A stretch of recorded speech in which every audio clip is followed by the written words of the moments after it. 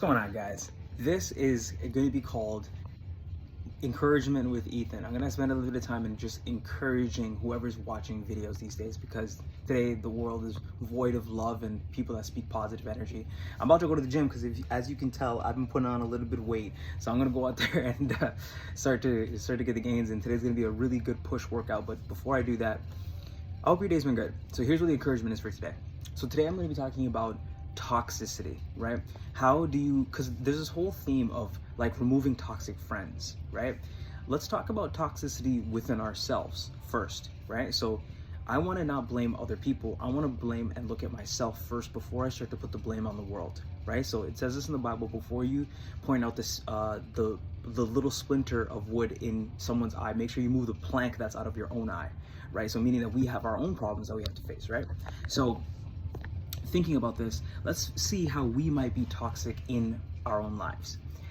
The first way that I think about this is thinking about what encouragement is and what being a good friend to somebody is, right? When you're a good friend to someone, you are encouraging them to improve in their life.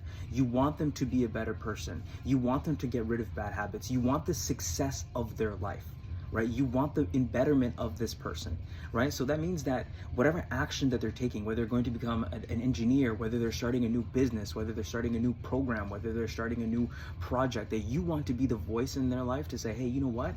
Do it, right? And then also, if you notice that they have a certain problem in their life that's holding them back, to be like, hey, dude, have you ever thought about this? This might be something that's holding you back. Have you thought about this? And I hear your dreams, and I support them, so this is what they are. And you paraphrase what their dream was, and now you say, hey, so what's the actions, right? And you encourage that person to start pursuing that thing that's within them with full-hearted conviction, right?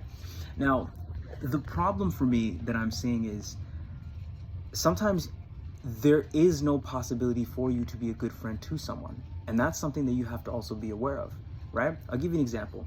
Let's say you have a friend who has all of his networks figured out, and when you guys hang out, the only thing that he wants to do is drink and smoke. You need to ask yourself a question. Is there something positive that's going to grow from this relationship? And that's something you really have to be willing to ask yourself.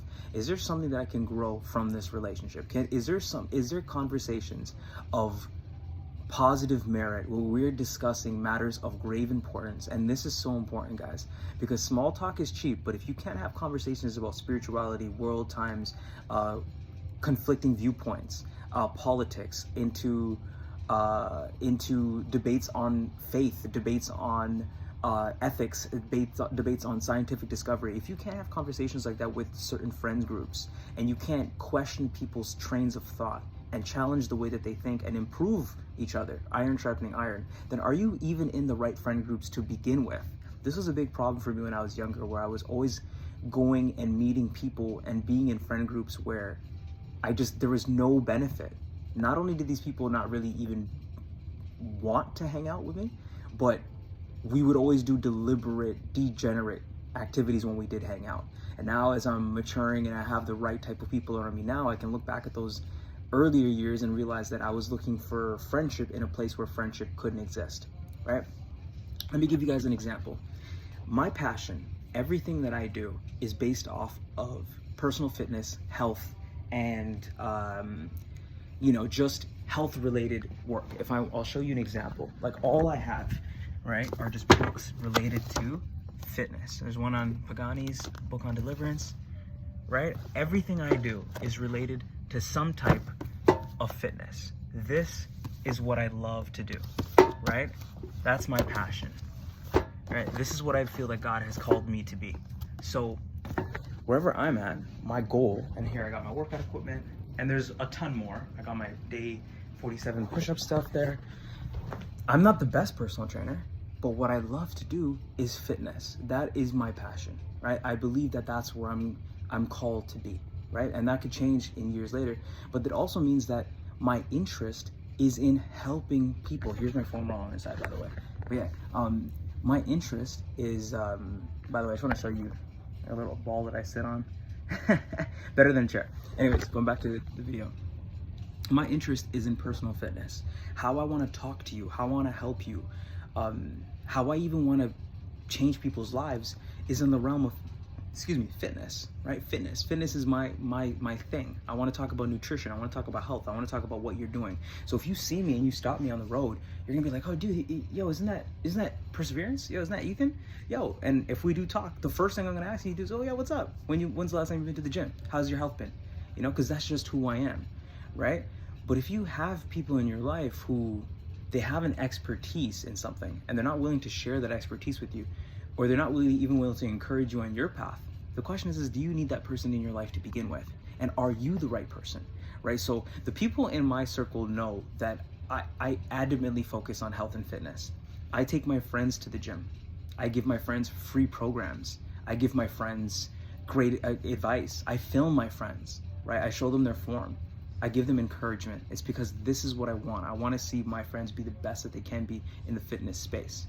Does that mean that we're all going to be Arnold Schwarzenegger Olympians? No. Does this mean that I'm a master in what I'm doing? No. But I just love what I do, and I want to get better every single day. And then if I can help somebody get a little bit better, then great.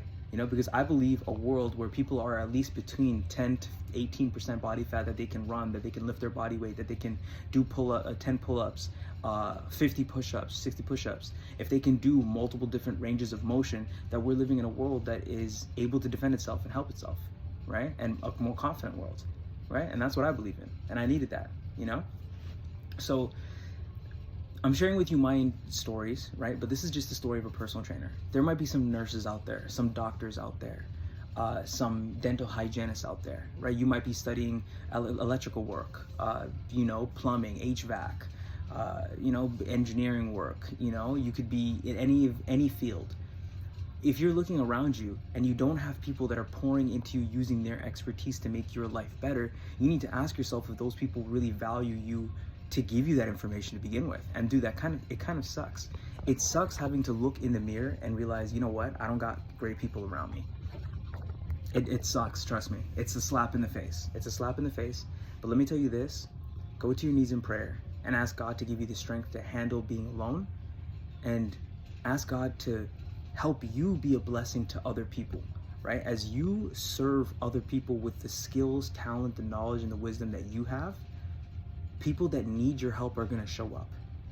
And then you're going to provide service for them, and God is going to reward that by helping people give service for you and to help you, right? So believe in having a servant's heart. Be good to people, all people, and don't just treat people as a transaction. And that's another thing. I give my advice for free. I'm always just giving advice to people nowadays. Sometimes like the other day, 2 days ago, I actually stayed in the gym for 2.5 hours, an hour longer than I should have, because I just spent time talking to this young guy who has all this potential to become the next big influencer. And I sat down with him, I talked to him about his routine, his split, his journey, what he should do next, how he should market his content, why he should give up certain vices. I sprinkled a little bit of God in there, so I don't know if he picked up on it, but we'll see.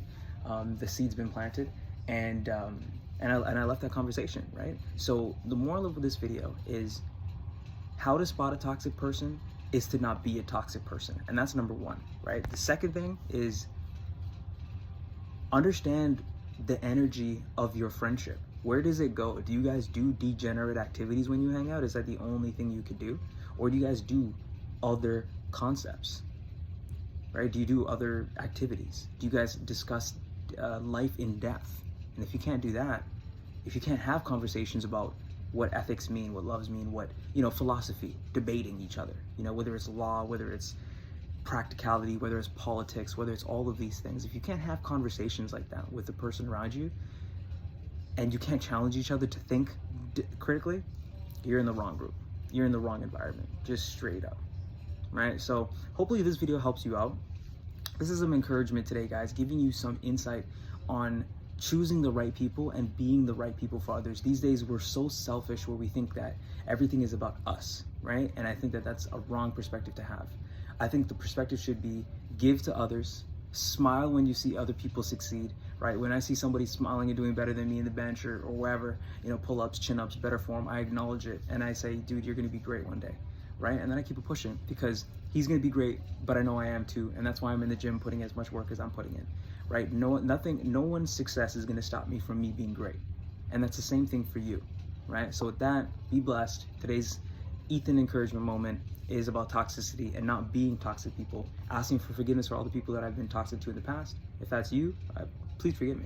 And then moving forward to be great people in our future lives. Be blessed.